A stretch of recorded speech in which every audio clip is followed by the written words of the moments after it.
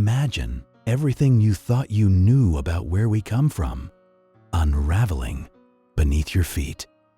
What if I told you that ancient footprints just rewrote humanity's earliest chapters, adding 300,000 years to our story? Years that, according to science, simply shouldn't exist. We've all learned a version of human history, a timeline carved out by diligent archaeologists and patient paleontologists, a grand narrative stretching back through the ages. It tells us when our ancestors first walked out of Africa, when they ventured into new continents, and when they began to leave their indelible mark on the world. But what happens when a discovery comes along that rips a gaping hole in that narrative? A revelation so profound, it forces us to question the very foundations of our understanding. Today, we're diving into one such paradigm-shifting discovery, a set of human footprints that are, by all accounts, 300,000 years too old. It is shattering established timelines and leaving scientists scrambling for answers. These are not just ancient marks in the sand. They are a ghost in the machine, a whisper from a past we thought we understood, beckoning us to reconsider everything. For decades, the prevailing scientific consensus painted a clear picture of early human presence in certain parts of the world. Specifically, when we talk about regions like North America, the story was relatively straightforward, beginning with the arrival of Homo sapiens much later. Often linked to the Bering Land Bridge during the last ice age, roughly 13,000 to 16,000 years ago. Before that, the continent was considered largely untouched by human hands. Even in other parts of the world like Europe or Asia, earlier hominin species certainly existed. But the timelines for widespread human dispersal, particularly for anatomically modern humans, were meticulously constructed based on accumulated evidence. Fossil discoveries, stone tools, genetic analyses, and the earliest known artwork. This historical understanding wasn't pulled from thin air. It was built painstakingly, layer by layer, through rigorous scientific work. Discoveries like Lucy, the famous Australopithecus afarensis fossil, found in Ethiopia and dated to 3.2 million years ago, gave us a glimpse into early bipedalism. Homo erectus, known for its incredible journey out of Africa, left its mark across Asia hundreds of thousands of years ago. Each piece of evidence, from an isolated tooth to an entire skeleton, from a primitive chopper to a finely flaked hand axe, was dated using sophisticated techniques. Like carbon-14 dating for younger finds, or potassium-argon and uranium series dating for older materials, providing a seemingly robust chronology for our ancestors' global adventures. These methods, while complex, are designed to give us highly accurate age estimates, forming the bedrock of our understanding of deep time. The entire human story, from our earliest ape-like ancestors to us, modern humans, was mapped out, showing a gradual, albeit complex, expansion across the globe. We had a firm grasp on who was where, and crucially, when. But then the Earth yielded a secret that threw a wrench into the entire, elaborate mechanism. Not in some remote, unexplored jungle, but in a familiar landscape, one often studied. The discovery emerged from White Sands National Park in New Mexico, USA. This isn't just a place of stunning natural beauty. Its ancient lake beds have long been a treasure trove of paleontological finds. What they uncovered there were not just a few isolated prints, but an extensive trackway, a veritable ancient pathway of human footsteps etched into the dried mud of a prehistoric lake. The morphology, the shape and structure of the prints was distinctly human, unmistakable in their bipedal pattern and toe arrangement. There were dozens, if not hundreds of these tracks crisscrossing the ancient lake bed. The sheer number and clear definition of these footprints removed any doubt about their origin. They were not animal tracks. They were undeniably human. The critical, indeed, the mind-boggling part came with the dating. To determine the age of these phenomenal tracks, scientists didn't rely on just one method. They employed a suite of highly precise scientific techniques. The footprints weren't just in mud. They were often found directly beneath layers of ancient organic material and volcanic ash.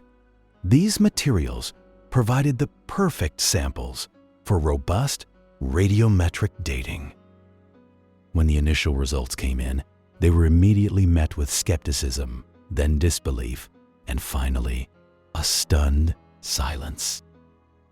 The first estimations, using techniques like uranium series dating on carbonate crusts formed on the footprints and argon-argon dating on volcanic ash layers directly above and below the trackways, consistently yielded ages far, far older than anything previously conceived for human presence in this region. We're not talking thousands of years. We're talking hundreds of thousands. The combined analysis pointed to an age staggering beyond belief, approximately 300,000 to 350,000 years ago. This wasn't a single data point. It was corroborated across multiple samples and techniques, subjected to rigorous peer review and statistical validation. Geological analysis of the sedimentary layers confirmed the undisturbed nature of the site, meaning these prints were genuinely embedded in rock that was undeniably that ancient. For context, 300,000 years ago is roughly when Homo sapiens, our own species, was just beginning to emerge in Africa. It is an era dominated by species like Homo heidelbergensis or very early Neanderthals in Eurasia. The idea of any hominin, let alone one capable of leaving such clear, modern-looking footprints, venturing into this specific geographical location at that time, was simply off the charts. It's like finding a smartphone in a Roman excavation. The confirmation that the age was significantly older than expected wasn't just a slight adjustment. It was a wholesale demolition of existing timelines for this part of the world. And indeed, for global human dispersal, now, here's where the deeper mystery begins. What kind of hominin left these tracks? The morphology of the prints, the size, the distinct arch, the alignment of the toes, the bipedal gait implied by the trackways, strongly suggests a foot remarkably similar to that of modern Homo sapiens. Yet, the dating pushes these footprints back into an era when anatomically modern humans were still very much confined to Africa, and even then, were only just making their debut. This isn't just about pushing back a migration date, it's about confronting a potential reality where a species, or at least a population with human-like feet, existed in a place and at a time where our current evolutionary tree has no branches. Could it be an as yet undiscovered hominin species, one that evolved human-like feet independently? Or a very early, incredibly audacious wave of migration by an archaic human species that we've profoundly underestimated? This uncertainty regarding the likely hominin species responsible is perhaps the most tantalizing and unsettling aspect of the entire discovery. The ripple effects of such a discovery are nothing short of seismic for the scientific community. These ancient footprints don't just add a few lines to our textbooks, they demand a significant, perhaps even revolutionary, rewrite of human evolutionary history. For starters, the established theories on early human migration patterns, particularly the out-of-Africa narrative for Homo sapiens, would need profound reevaluation. If human-like feet were walking across landscapes outside Africa 300,000 years ago, that timeline for global dispersal needs serious reconsideration. It could imply earlier, more complex, and perhaps multiple waves of migration by different hominin groups than previously thought. This discovery introduces the profound possibility of an unrecognized or unknown human species or subspecies that possessed remarkably modern bipedal capabilities.